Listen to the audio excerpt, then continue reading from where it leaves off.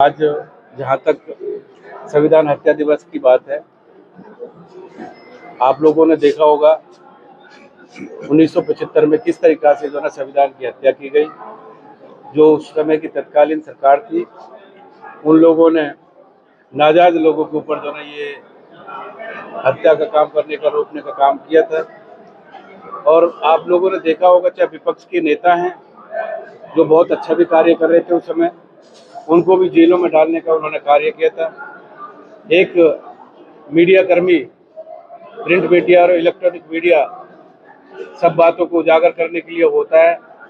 जो उस टाइम की जो सच्चाई थी उसको उन्होंने उजागर करने का काम किया था। उनको भी जेलों में डालने का काम उस टाइम तत्कालीन जो सरकार थी उन्होंने किया था। ये बहुत ही जो ना दुर्भाग्यपूर्ण कार्य उस टाइम हुए थे।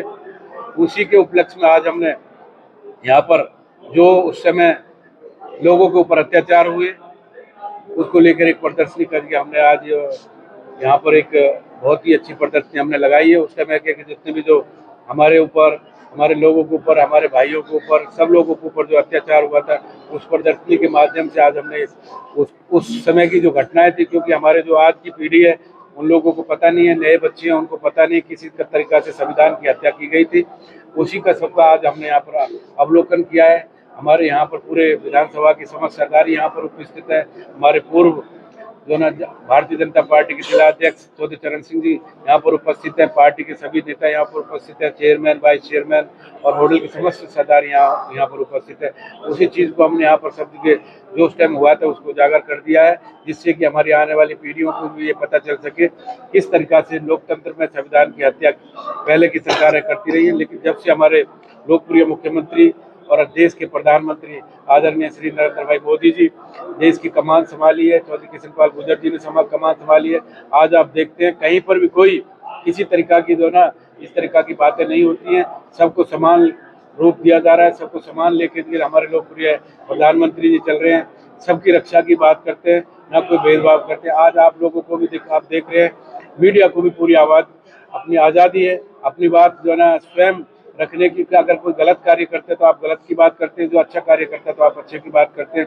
इसलिए मैं आपके माध्यम से यही संदेश देना चाहता हूं कि जो पहले सरकारों ने किया है उसको स्पष्ट रूप से आप जो है जनता को बताएं, और किस तरीका से हमारे समाज और देश के जो ना हमारे संविधान पर जो ना आक्रमण हुआ था वो बहुत ही निर्दयनीय था। उसकी हम पूरी जो है ना अपने जो ना कड़े शब्दों में निंदा करते हैं।